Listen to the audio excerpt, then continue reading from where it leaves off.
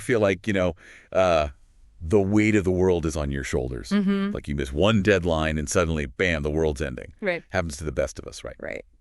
Well, turns out there might be a little more to that feeling than meets the eye. Interesting.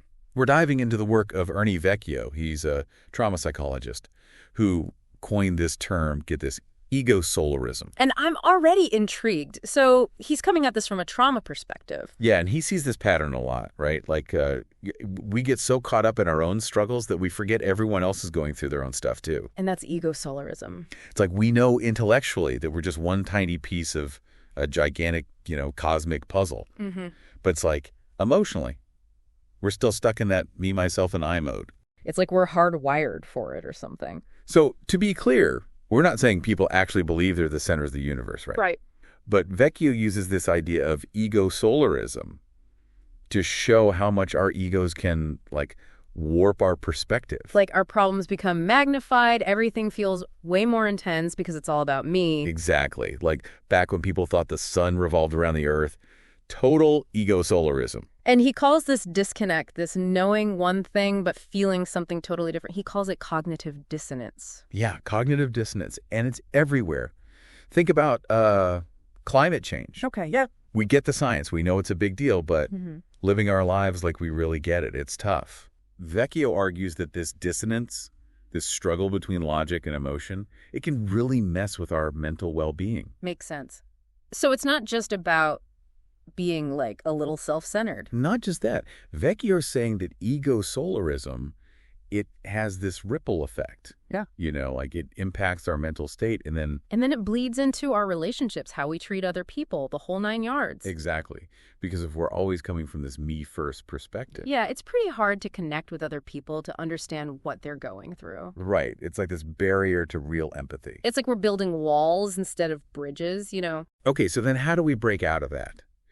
Because Vecchio talks about this other way of being, right? Like this heart-centered approach. What's the deal with that? Yeah, so it's like the antidote to ego-solarism, this heart-centered approach. But does that mean, we all need to become, flower power, super sentimental softies? I don't know. Not at all. Okay, good. It's not about being nice for the sake of it. It's more about tapping into that ability we all have for empathy, for compassion. Okay, so less about me, more about us then. Exactly, like shifting that focus. Instead of what's in it for me, it becomes, okay, what about everyone else? What are their needs? How do they see this? That makes sense. So we're breaking out of our own little bubbles, our own dramas, and realizing there's a whole lot more going on out there.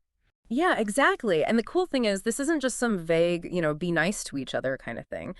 He connects this heart-centered approach to something really concrete, emotional intelligence. Emotional intelligence, that's a big one. What does that actually mean, though, in practice? So it's being able to, first of all, understand your own emotions, but then just as important, being tuned in to how other people are feeling. Oh, I see. It's about self-awareness, sure, but also empathy, compassion, and those things, they help us deal with, relationships, challenges, all that stuff way more effectively. So it's not like we're ignoring our own needs or anything, right? Sure. It's more about recognizing that we're all connected. Our well-being is tied to everyone else's. Exactly. Vecchio's point is that this heart-centered thing, it's not just some, woo-woo philosophy. It's actually a super practical way to navigate the world, to deal with how complex things are. Because when we get that we're all connected, we can actually start to collaborate better, build stronger relationships, and that helps everybody thrive. Okay, so that makes sense. But if most of us, like you're saying, are kind of stuck in this ego-solar mode, how do we actually make that shift? How do we get out of our own heads and start being more heart-centered? Vecchio actually compares this whole egocentrism thing to gravity. Yeah, he calls it spiritual gravity, right? It's a trip. Spiritual gravity. Okay, so what does that even mean? So imagine your ego has this gravitational pull, right? Yeah. This unseen force always yanking you back towards being self-centered. It's not a choice, really, is it? We don't wake up and decide to be egocentric. It's just there. Exactly. It's like this background hum that we're not even aware of, and it can make you feel so isolated, so disconnected, even when you're surrounded by people. It's true, I get that. It's like we're all these tiny planets, each with our own little gravitational pull, and we're all convinced that we're the center of the universe. Whoa, that is a really good visual. It's suddenly I get why we have so much trouble connecting sometimes, Right. Everyone's stuck in their own orbit. Totally. And Vecchio says that this spiritual gravity, it keeps us trapped in our own little worlds, Yeah. it stops us from really connecting, from feeling true empathy, from reaching our full potential as human beings. Mhm. So then how do we escape? How do we break free of this spiritual gravity? That is the million-dollar question. It's not easy. But Vecchio gives us this tool, this really helpful way to understand where we land on that spectrum, from being totally egocentric to fully heart-centered. And he calls it the humane spectrum. So what is that? So think of it imagine a measuring stick. Okay. But instead of, inches, we're measuring empathy, Right. compassion, connection. Gotcha. So on one end, you've got pure egotism, Okay. where it's all about me, myself, and I. It's about what I can get, how I can protect myself. Yeah. And then on the other end, way over there, you have this boundless compassion, this deep understanding that we are all connected. And it's about acting in a way that considers everyone's well-being, not just your own.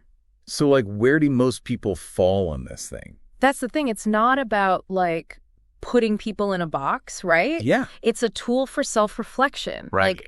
We all move along this spectrum at different points in our lives, depending on what's going on, what we're experiencing, the choices we make. Yeah. Vecchio's whole point is if we can start to see this spectrum, if we can get a sense of where we tend to hang out, then we can choose to move. Oh, We can choose to move towards greater empathy, I see. greater connection, and ultimately a more fulfilling life. So it's not like there's this finish line of peak heart-centeredness and we're all trying to get there. Right. It's more like noticing those moments when we're being ego-solar. Yeah. And then, I don't know, course correcting a little. Exactly. We all have egos, right? We need them. Yeah. It's when the ego is in the driver's seat all the time that we get into trouble. That's when we lose sight of the big picture of our interconnectedness. So it's about finding that balance then, between our own needs, our egos, and being considerate of others. Exactly. This has been helpful, but concretely, what's a good first step to bust out? Vecchio talks about small acts of kindness, Okay. Little things, everyday things, really listening when someone's talking to you. Oh, yeah. Put down your phone, give them your full attention. Right. Practicing gratitude. Okay. Taking a moment to appreciate the people in your life, the things we take for granted. Yeah. Even just, smiling at someone you pass on the street. Right. It's about those tiny opportunities to lead with your heart instead of, letting that ego take over. So simple, but yeah, I feel like that could make a big difference. And Vecchio, he says, when we start making those little shifts, it's not just about other people. It actually brings more meaning to our own lives, too. We get unstuck from our own heads. Yes. And tap into something way bigger. I love that. Well, this has been awesome. Who knew we'd go from the vastness of the cosmos to the nitty-gritty of everyday life? Right. But that's the thing about this whole ego-solarism idea. Yeah. It shows us that even when we feel totally alone, we're stuck in our own little universes, we actually have so much power. We can choose connection. We can shift from me to we. And like you're saying, it starts with those little moments of awareness, those small acts of kindness. 100%. Maybe if we all try that out a little more, you can start to shift the whole system. I love that. Thanks for geeking out on this with me. Yeah. This was a good one.